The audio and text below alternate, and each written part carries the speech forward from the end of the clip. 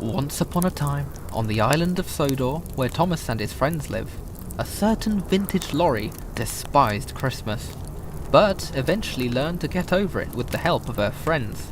And this is how it happened.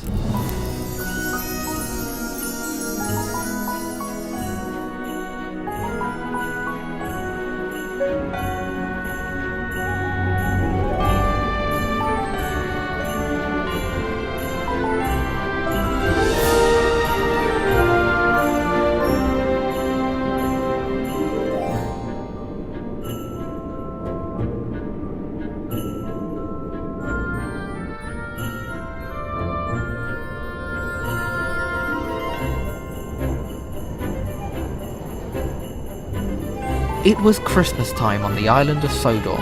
Winter had made its way in and brought with it a thick blanket of snow. The engines were worked to the brim, with trains filled with holidaymakers, waiting to see their loved ones. Every station was filled with trees, garlands, tinsel and lights. Every corner of the island echoing carols. Yes, indeed, everyone, even the big engines, were jolly.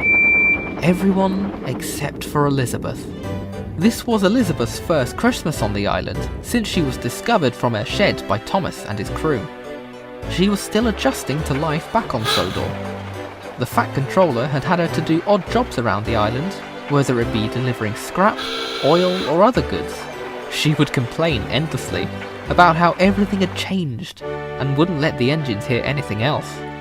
She would continuously boss them around, telling them what to do and how to do it.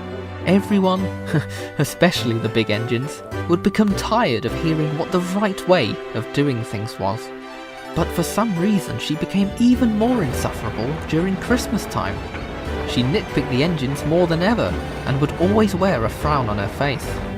She became especially cross when the holidays were even mentioned around her, and would scold them by saying, "There's nothing special about Christmas.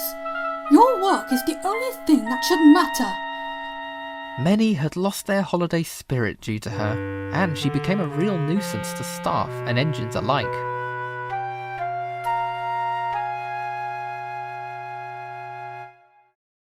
One December night, Bear was refuelling at the depot. It had been a hard day's work, and he was looking forward to going back to his nice warm shed. Right when his driver started to fuel him, Elizabeth pulled up beside him with a petrol delivery. When her driver dropped down from the cab, he started to hum a carol to himself. "Driver, stop humming that. It's late at night and I don't have the patience to hear it." Calm down, Lizzie. It's only Christmas cheer. "I told you not to say that in front of me. Nor call me Lizzie." Bear had never talked to Elizabeth before.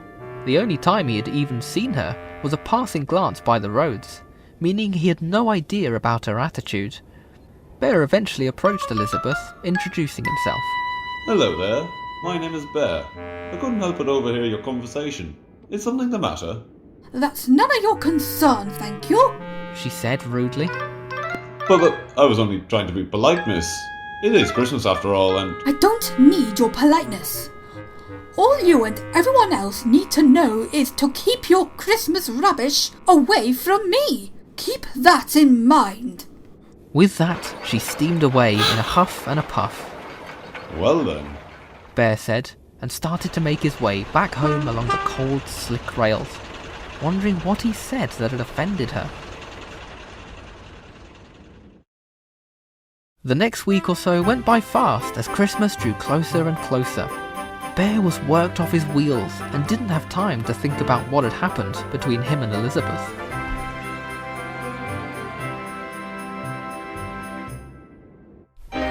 One night, a blizzard was forecasted to approach, and all the engines and people couldn't make it back to their homes and had to adapt to the nearest shelter. Luckily that night, Bear was able to make it to Wellsworth Sheds, where Edward was also resting. "Hello, Bear. How are you doing this cold winter night?" I'm doing quite fine, Edward. Thank you for asking.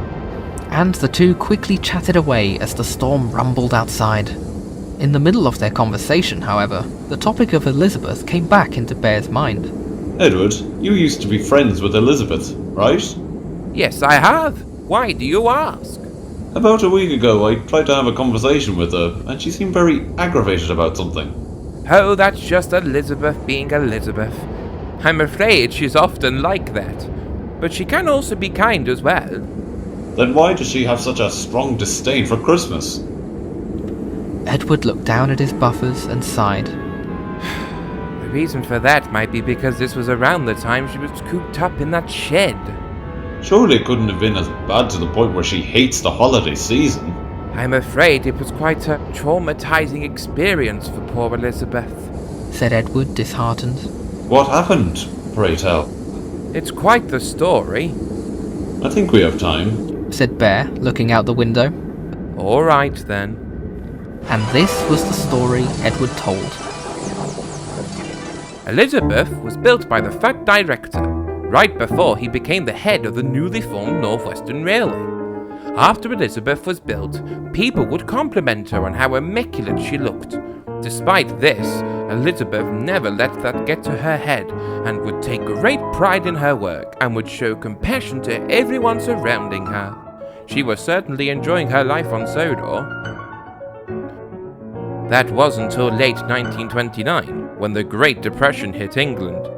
Many jobs were lost and money became a big issue.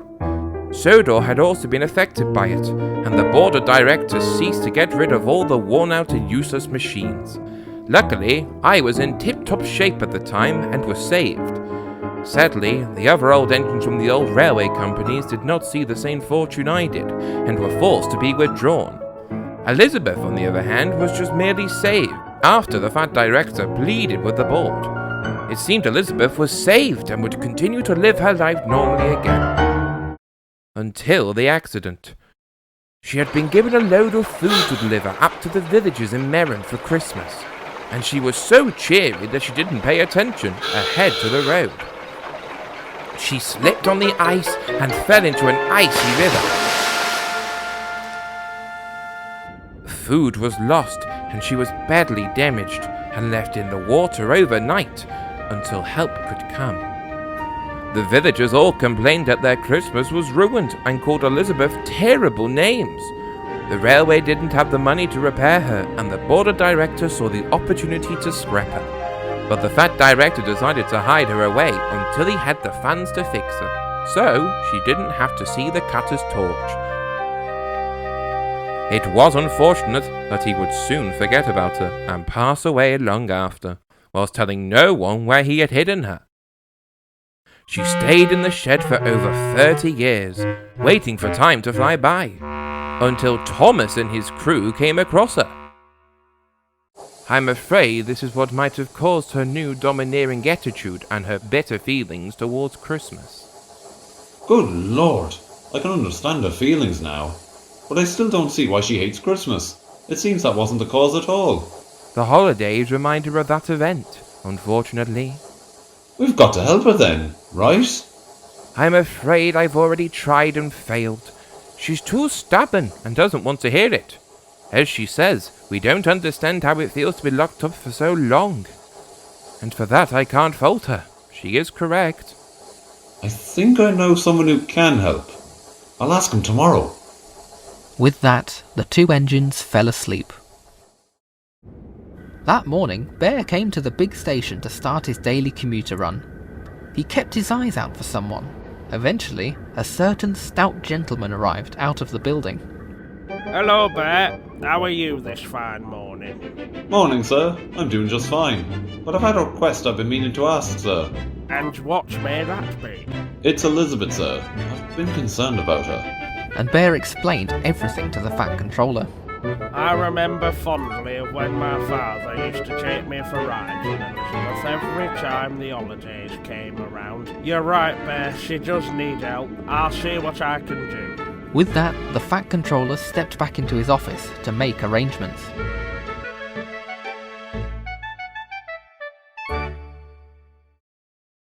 That afternoon, Elizabeth was working hard to clear the roads after the blizzard. Her fire had kept her warm and she worked without fuss. While she was resting, the driver came over and said she needed to report to Crowburn's Gate immediately. What for? I don't know, old girl, but they're Fat Controller's orders. With that, Elizabeth set off. When she arrived at Groven's Gate, she saw an unfamiliar engine with nameplates that read Duke. Hello, Elizabeth. I heard you needed some cheering up. Who are you? And what do you mean? Oh, I don't think we've ever had the pleasure to meet, my dear. I am Duke, named after His Grace the Duke of Sodor. The Fat Controller told me everything, and that's why I'm here. I can only empathise with how you must have felt in that shed. You see, I too was locked away in my own shed. So I know that feeling all too well, being forgotten by time for years. Elizabeth sighed, looking down. You're right. I did feel lonely. They were the longest and most miserable 30 years of my life. Being known as useless and old makes a lorry feel unwanted. People says Christmas is a time for joy and prosperity. But look where it's landed me. That's why I never look at this holiday the same way ever again. You sound exactly as I did while I was in my shed. Thinking of how cruel it was for the world to forget me. That's why I was asleep most of the time.